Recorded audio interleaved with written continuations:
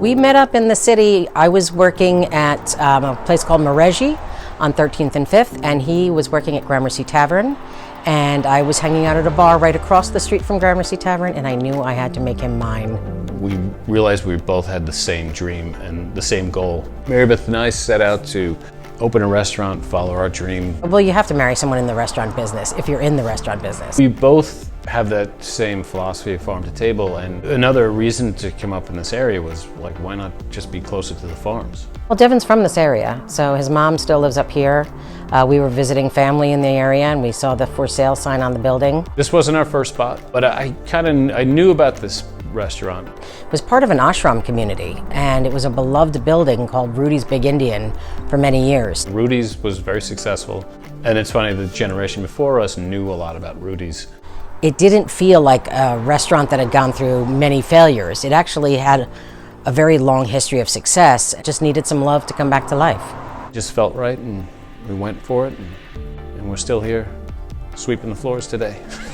Our families thought we were nuts because it was quite a dilapidated building. It was clearly dirty. It was a lot of dust. There were ladybugs. It was going to require a lot of elbow grease. There were mushrooms growing on the inside of the building, and there were a couple of raccoons that needed to be evicted. I brought in a contractor to see if structurally if it was sound and foundation, and just crossing our fingers hoping it wasn't going to be a nightmare. And he was like, no, we can work with this. And we were like, oh, thank God, because this is it. We finally found what we wanted. You could literally feel the good vibes in the building.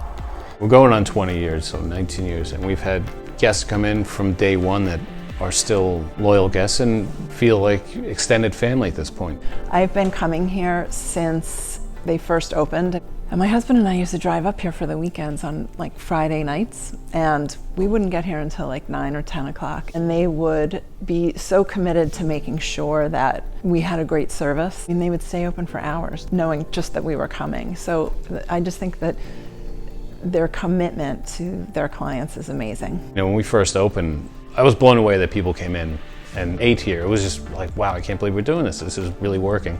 And then again, those same people are here today. We've watched families grow. We've become very much in their lives, from celebrating birthdays and anniversaries and rehearsal dinners. We've become close to everyone, and we are honored to be a part of their lives. Slogans like, it takes a village. Well, it does in a big way. And in so many ways, they are the village. They're not just the best small business of Ulster County, in my opinion. If you're talking about restaurants, I think that they're one of the best restaurants in the world. I'm not exaggerating. Everything that comes out of here comes out of our minds and our experiences. Well, farm to table is sometimes an overused marketing term, but in reality, the practice is the best thing that you can possibly do for the farmers, the community, for your body. And to have a farm 12 miles away bringing product in through our door with the pride that only that farmer has, and I'm proud to serve it. And again, those relationships are a valuable asset to this restaurant. The farm that is across the street, we're literally gathering asparagus in our aprons and bringing it over to the restaurant, so it's minutes out of the ground before it hits your table. Some of the farms we deal with are actually almost glorified gardeners, and we just tell them, whatever you grow, we'll make a dish out of it. So it's just celebrating what's already here.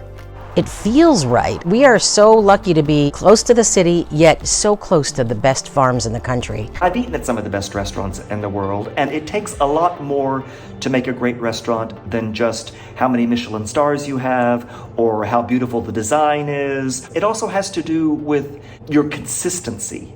How many years have you been in business? How do you treat your guests? How do you treat the community? Do you give back to the community?